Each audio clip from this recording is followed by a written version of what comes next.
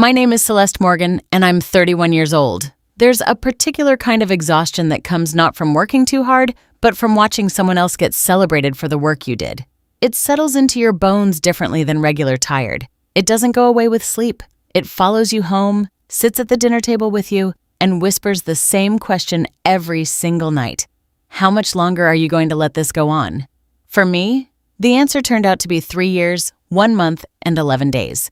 Because that's exactly how long it took before the truth finally walked into a room on its own 2 feet and sat down without being invited. If you're new here, welcome. This channel exists for every person who was told to stay quiet, stay small, and stay grateful, right up until the moment they didn't have to anymore. If that's your kind of story, stay close, because this one ends exactly the way it should. Let me take you back to the beginning. I joined Meridian Creative Group as a junior content strategist when I was 27, fresh out of a graduate program and genuinely excited about the work in a way that feels almost embarrassing to admit now. I'd spent 2 years getting my degree, building a portfolio, learning every corner of brand strategy and content development, and I walked into that office on my first day believing that if I worked hard enough and produced well enough, the right people would eventually notice. What I didn't account for was Dana Whitfield. Dana was my direct supervisor, 39 years old, with the kind of polished corporate confidence that fills a room before she even speaks. She dressed impeccably, spoke in complete paragraphs, and had a smile she deployed like a tool.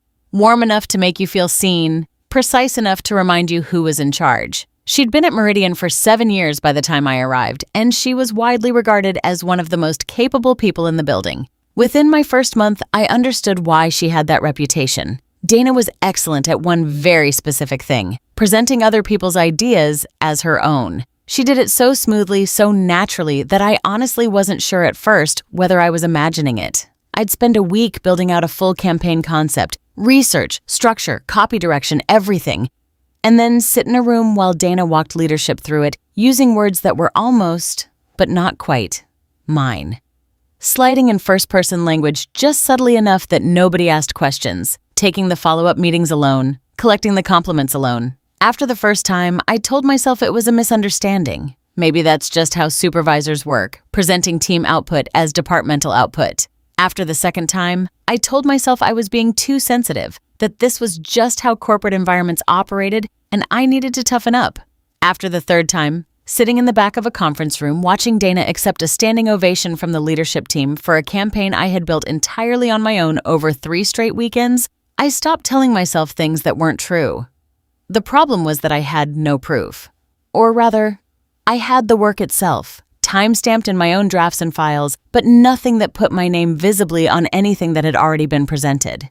Dana was careful. She never forwarded my emails directly to leadership. She summarized them. She printed decks with her name on the cover slide and my contributions folded invisibly inside the body. She was doing something dishonest in a way that was almost perfectly designed to be impossible to call out without looking like the difficult one.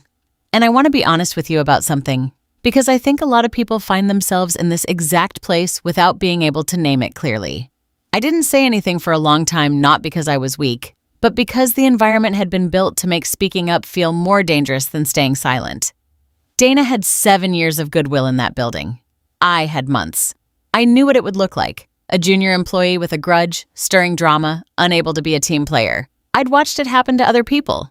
I knew exactly how that story ended. So instead of speaking, I started building. I documented everything. Every concept I created, I saved with detailed timestamps in a personal cloud folder. Every brief I developed, I kept the original draft with my name embedded in the document metadata. Every email exchange where Dana forwarded my work or referenced my ideas, I archived it. I wasn't angry exactly. I was methodical. I'd decided that if the truth was eventually going to matter, I was going to make sure it had receipts. This went on for almost 2 years before the situation changed in a way I hadn't anticipated. Meridian landed a major new client, a national retail brand rebranding from the ground up. It was the biggest contract the agency had signed in 5 years, and the leadership team announced internally that whoever led the strategy on this account would be positioned for a senior director role. A real promotion, with real authority and a salary that would have genuinely changed my life. Dana pulled me aside the day after the announcement. "I need you on this," she said with that deployed smile. "Your instincts are sharp and I want us to build something exceptional together." She said together the way people say it when they mean, "I'll present it and you'll build it." And I nodded, because by then I had learned to simply nod. Over the next 6 weeks, I built the entire strategic foundation for that rebranding. The market analysis, the audience segmentation, the brand voice framework, the content ecosystem. Hundreds of hours across nights and weekends, fueled by the private, stubborn belief that this time, somehow, it was going to be different. It wasn't different. Dana presented the first phase to the executive team alone and came back glowing, saying the CEO had called it the most sophisticated strategic thinking Meridian has produced in years. She didn't mention my name once when she told me. She said "we," the way people say it when they mean "I." That was the night I stopped waiting for the situation to fix itself. I did something I'd been afraid to do for almost 2 years. I sent a single email. Not to leadership. Not to HR. Just to Dana. Calm, clear, and documented. I told her I was proud of the work we'd produced and that going into the next phase, I wanted to make sure my contributions were credited accurately in all client and internal presentations. I said it professionally. No accusations, just a statement, in writing, with a timestamp. She didn't respond to the email. What she did instead was send me a calendar invitation for a check-in the following morning, where she sat across from me and explained, with practiced patience, that in a team environment, work was collective, that individual credit wasn't how Meridian operated, and that this kind of attitude would make it very difficult for her to advocate for my growth within the company. She used the word attitude twice. She smiled the whole time.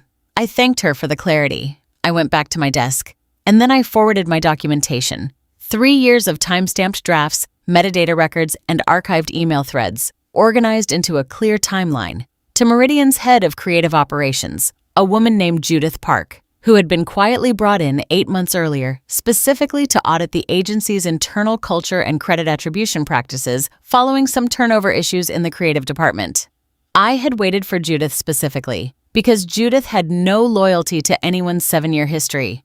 Judith had a mandate, and that mandate happened to align perfectly with exactly what I had spent 2 years quietly compiling. What followed over the next 3 weeks was, from the outside, completely invisible. I came to work. I did my job. Dana continued presenting things with that same smile. And then one Thursday morning, my calendar lit up with a single meeting request. CEO check-in, conference room B, 10 a.m. And when I looked at the attendee list, Dana's name was on it too. I want to tell you I was nervous walking into that room. Honestly, I wasn't. I'd been preparing for that room for 3 years without knowing it was the room I was preparing for. I had my folder. I had my documentation. I had the quiet, unshakable certainty that comes from knowing you are the only person in a situation holding the actual truth. The CEO, a man named Robert Ashby, who had built Meridian from a 4-person shop into a 90-person agency over 20 years, looked tired in the way that people look tired when they've recently learned something that required them to revise a long-held opinion. He thanked us both for coming. He said Judith's audit had raised some questions he wanted to address directly. He said he'd reviewed the documentation. Then he looked at Dana and asked her, simply and without any particular drama, to walk him through her personal contribution to the brand voice framework for the retail rebranding, the specific section that had prompted his most sophisticated strategic thinking comment. Could she speak to the research methodology, the audience tiering logic, the specific rationale behind the tonal register she'd recommended?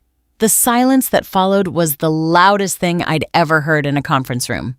Dana tried. I'll give her that much. She tried to reconstruct the reasoning from memory, using the vocabulary of someone who'd read something rather than built it. She got some of it right. She got the surface layer right.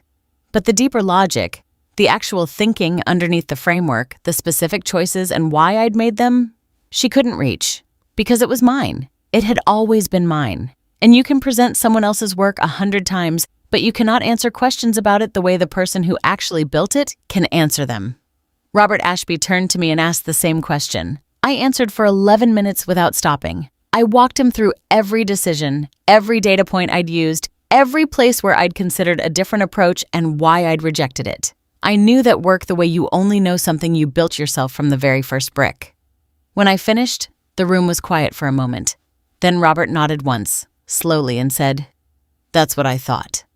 Dana's role was restructured within the week. The retail account was reassigned to me directly, with a senior strategist title and a salary adjustment that I will not disclose except to say it made me cry a little on the drive home. The good kind of crying. The kind that happens when something finally goes exactly the way it should have gone a long time ago. Judith Park stopped by my desk 2 days after everything settled, sat on the edge of the chair across from me, and said, "The documentation you kept was extraordinary. Most people don't do that." I told her I'd learned early on that the truth needs to be able to prove itself. She smiled and said, "Keep doing exactly that." I think about the first year sometimes, sitting in conference rooms, watching someone else take a bow for my work, telling myself to be patient, telling myself to wait. People sometimes ask me if I wish I'd spoken up sooner, and I tell them honestly, I spoke up exactly when I had enough to be heard. Speaking up with feelings gets you labeled. Speaking up with documentation gets you a promotion. The difference between those two outcomes was 3 years of quiet, careful, deliberate work. And every single minute of it was worth it. If anyone has ever had their work taken and their name left off the door, this one's for you. Drop a comment below and tell me your story, because I genuinely love to read it. And if you stayed here until the very last word, you already know what to do. Subscribe, and I'll see you in the next one.